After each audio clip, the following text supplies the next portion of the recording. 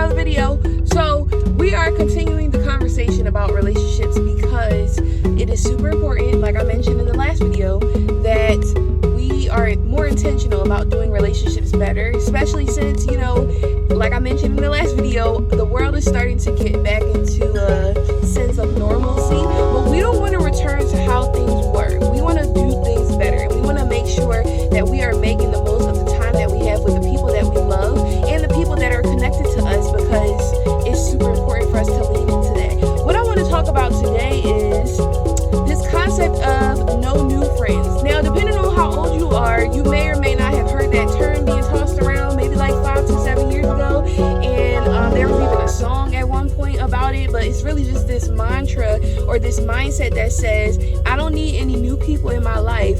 I'm good with the people that I have.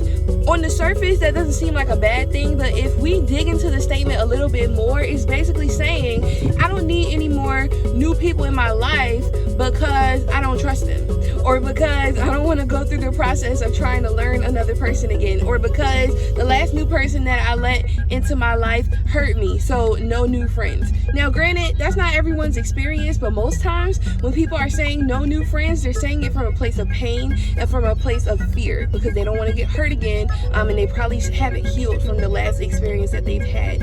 And it always, that saying, when it first came up, it made me think of a scripture in Ecclesiastes chapter 4, verse 12. It says, two people, or one person can be attacked, two people can stand back to back and fight, but a 3-strand cord is not easily broken. There may be a little bit of a different translation up here on the screen, but the point is, if you have someone to stand with you, if you have someone to fight with you, and if you have more than one person to stand or fight with you, the likelihood of you surviving, of you coming out of that situation, of you enduring through whatever that situation is much higher, because you have support. Now, I don't know what your experience has been like with friendships. My experience has been very interesting. I didn't really start to get quality friends until I got a little bit older, and then once I got to college is when I really had to start to learn what friendships look like. But even after college, graduating and moving further into adulthood, I still had to go through this process of, okay,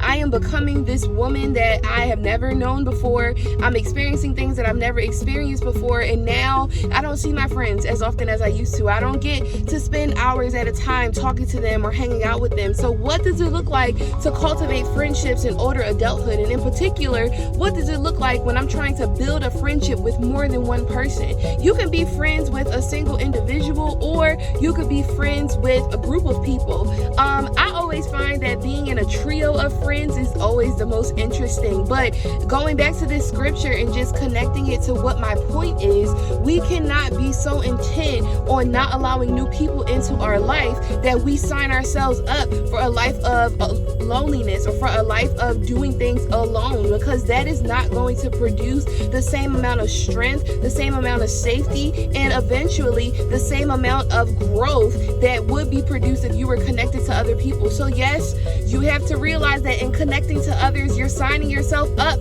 to be vulnerable. Yes, in connecting yourself to others, you run the risk of getting hurt, but you also are signing yourself up for the benefit of friendship and what that looks like to do life with another person. So I just want us to be encouraged and to know that having quality friendships is not as hard as we make it seem, but it does require work. And a lot of times it's just that we don't want to put in the work, and that's why we don't have the quality friendships. So that's it for today. If you haven't already, go watch the rest of the videos in the Talks with Tiff series and let me know your thoughts. I love to hear from you guys. So comments, likes, shares, they're all great, and I highly encourage them. If you have any topics that you want me to cover, you can also put that in the comments too. I'm open to hearing about what you guys want to hear about. I have a couple things to do though, so I'm going to go ahead and wrap this up, and I will catch y'all next week.